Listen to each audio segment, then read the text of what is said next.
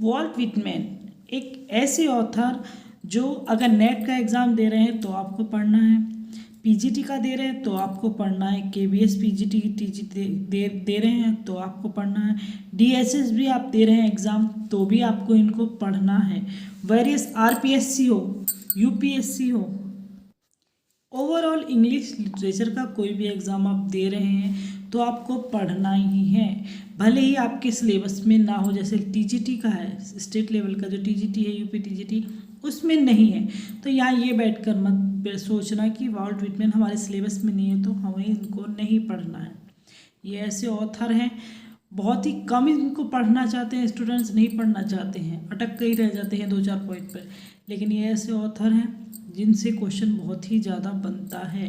इनका एरा हो, कौन से एरा के हो, इनसे रिलेटेड वर्क्स जो हैं उनसे रिलेटेड, चाहे इन्होंने थोड़े ही वर्क प्लेस थोड़ा ही लिखा हो, लेकिन इनका जो थोड़ा लिखा हुआ है वो भी बहुत इंपॉर्टेंट है, बहुत ही मायने रखता है। यहाँ पर कुछ क्वेश्चन देखते हैं वेरियस एग्जाम के कि इनके इंपॉर्टेंट कौन से क्वेश्चन हैं। फर्स्ट क्वेश्चन है the kelson of certain creation is love, the line occurs in Walt Whitman की कौन से उससे लाइनें ली गई द कैल्सन ऑफ क्रिएशन, तो इनकी बहुत ही फेमस है सॉन्ग ऑफ माई सेल्फ से ये ली गई है। पोएम जो है वॉल्ट विटमैन की उससे ये ली गई है। ज़्यादा इन पे नहीं पूछा जाता पर सीधा सीधा क्वेश्चन इनके वॉल्ट विटमैन के बनते सीधे ही बनते हैं, ऐसे घुमा फिरा कर कुछ नहीं बनता है ज़्यादा। Next, in the opening stanza of Song of Myself Whitman begins the spiritual awakening at the age of, कौन सी एज पर उन्हें स्पिरिचुअल अवेकिंग उन्हें हुई थी, तो एट द एज ऑफ 37।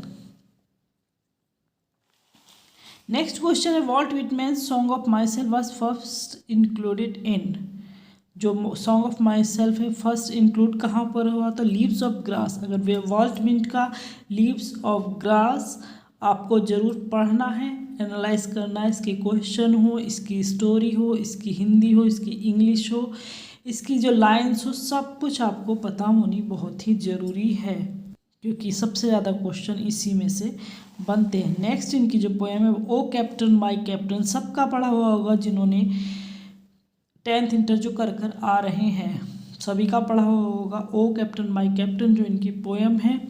इलेजी है, किस पर इलेजी है, अब्राहम लिंकन, बहुत ही ज़्यादा पूछे जाने वाला ये क्वेश्चन है। ओ कैप्टन और Captain very important poem and work.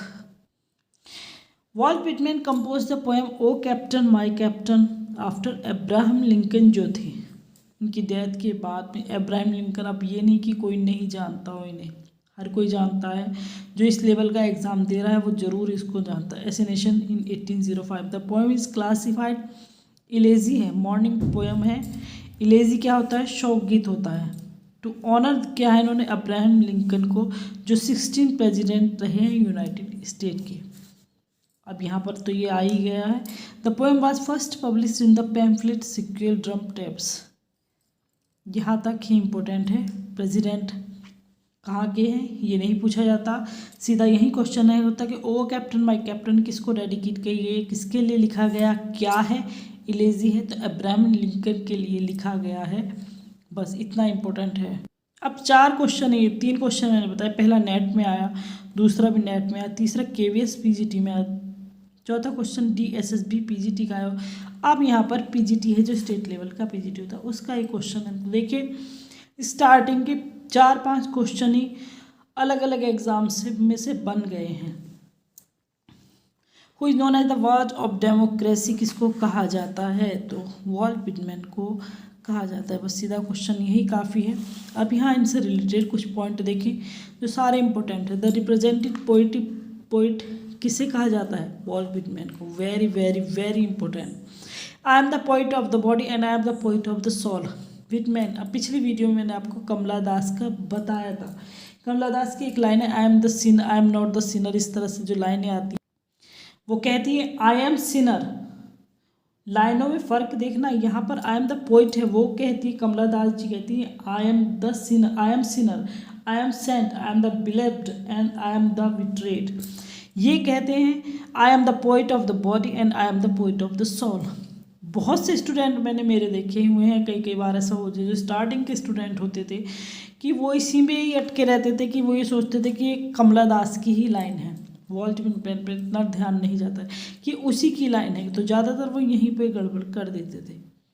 बार बार समझाने के बाद फिर भी यही रहता है ना, बहुत से स्टूडेंट को जब तक कनेक्शन में नहीं आते, सीखते नहीं हैं, तो वो इसी डाउट में रहते थे। फिर जब मैंने उनको स्टोरी वगैरह जब समझानी शुरू की, जब उनको बताने लगा, तो एक चीज़ यही होती है कि जो समझाने वाला ठीक से मिल जाए तो आदमी छोटे छोटे पॉइंट भी समझ लेता है। अदरवाइज़ क्या होता है कि ज़्यादा इसमें नहीं पढ़ाता है, कोई भी नहीं समझाता है।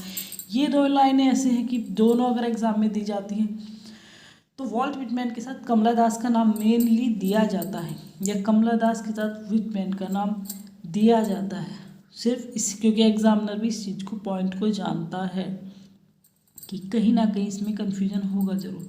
तो इस चीज़ को आप याद रखें, भूलें नहीं कि I am the poet of the body, Whitman ने कहा है, और I am the sinner, I am saint जो है वो कमला दास ने कहा है।